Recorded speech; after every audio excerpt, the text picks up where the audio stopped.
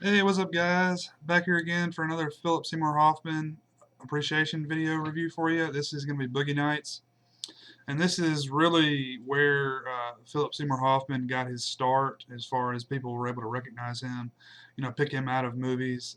I know that, I still remember his character in this film, even before I even knew who the guy was. I, definitely remembered his look and his character in this film, but Boogie Nights, 1997. This is a first for quite a few folks here. This is uh, Paul Thomas Anderson's film that really put him on the map and really, put him into the, film conversation for years to come. And Mark Wahlberg, a film that kind of brought him back into the public eye, showing off his acting chops and his giant fake prosthetic penis. And let's see, Don Cheadle, Julianne Moore, Burt Reynolds. He hadn't done anything in quite a while. He comes back and does this film. William H. Macy, of course, Philip Seymour Hoffman. And yeah, this has been one of those films that I've always, thought was okay. I've never really loved. And, it's I don't know, I think a lot of people probably, gave it a lot of respect because it was dealing with some subject matter that is, kind of risque, and you've got a, somewhat competent filmmaker making this film. But watching this film again, I don't know. There's like a lot of like really long, like unnecessary tracking shots that it just seems really excessive to me now. And I was looking through the internet, and a lot of people are kind of saying that he was trying to maybe copy a little bit of Tarantino's style that had become popular because of Pulp Fiction, which a lot of directors did. But Tarantino didn't make that style. Everything Tarantino's ever done has been a copy of someone else, that he's a fan of. So I don't know, but the tracking shots just seem really excessive when I watched this film last, a few days ago.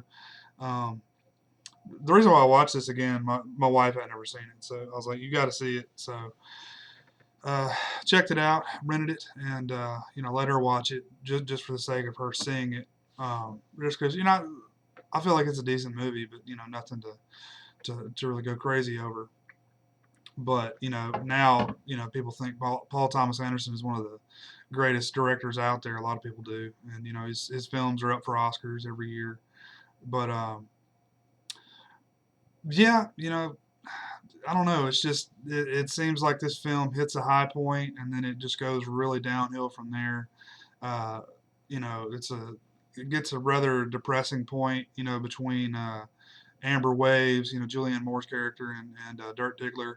They both kind of hit a some low points in their life, and that's kind of sad because that shit's real. That shit does happen to porn stars, but I guess it's just the nature of the beast. The highs and lows of all things like that. But I guess drug use just goes along with it.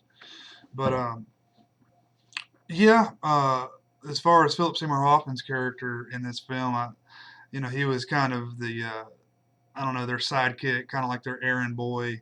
I think he was originally like working as like a grip or something uh, for Jack Horner, Burt Reynolds' character, but just doing random errands for him.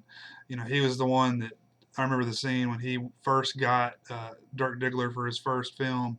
He was there and he kind of had this. He had a clipboard with a pen stuck in it. He was just kind of chewing on it. I don't know. It was just a really memorable scene. Him, necessarily, and I, really enjoyed his performance in the movie. He, I don't know. He seemed believable, and you really could see that the guy had, you know, some acting style because he really pulled that off well. A definitely talented dude. Even this early on. But yeah, yet another film that reminds me that we lost one of the good ones. So rest in peace, sir. And I'm sure all you guys have seen this and probably have some opinion one way or the other. So let me know. Thanks for watching. Peace.